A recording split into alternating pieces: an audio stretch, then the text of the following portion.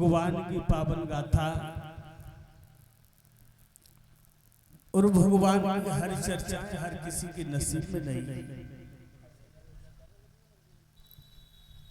और हमारे तुम्हारे जीवन में 7 ही दिन है, कोई 8वां दिन नहीं है।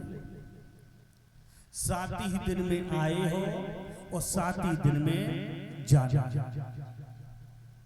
और जब जाना है इसी का नाम तो है जग,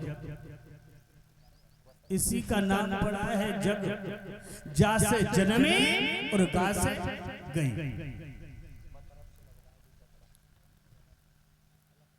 और अभी आप कथा श्रवण कर रहे होंगे गौकर्ण धुंधकारी। गौकर्ण धुंधकारी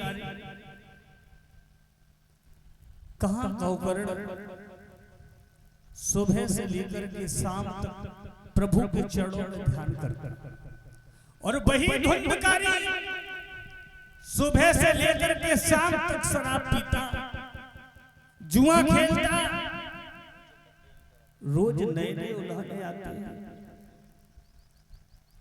धुंधकारी ने अपनी मां की जान ले ली, लेकिन मेरे भैया स्वर्ग और नरक है कहां? सब यहीं पर तो है। किसी कवि ने कहा है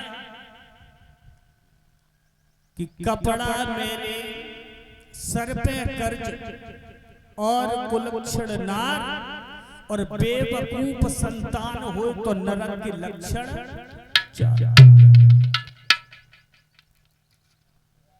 अगर कपड़ा मेले हैं तो ये भी एक नरक का लक्षण बताया गया है। कपड़ा भले ही फटे पुराने हो लेकिन साफ और स्वच्छ, और सर पे कर्ज। अगर सर पे कर्ज है, किसी व्यवहारी का मानो, हितकारी का मानो, बैंक का मानो, और अगर वो यहाँ पर आ गया और आपको ऊपर कर्ज है तो आपको छुपना पड़ेगा, ना जाने वो हमसे क्या बोल देंगे। ये भी एक नरक का लक्षण बताया। और अगर घर में कुलक्षण देवी आ गई तो भैया इससे बड़ा नरक और दुनिया में कोई नहीं। बेवकूफ संतान, अगर संतान बेवकूफ है तो न जाने किस मोड़ पर लाकर के खड़ा कर दे, कोई पता नहीं। ये नरक के लक्षण है। और ऐसा ही नहीं, आज माता पिता के लिए और दूसरा कोई नरक नहीं हो सकता है जिसकी संतान अगर बेवकूफ हो। परीक्षित जी संतान चाहे तो सिंहासन पर बिठा सकता, और संतान चाहे तो जीने के लायक भी न छोड़े, जीने के लायक।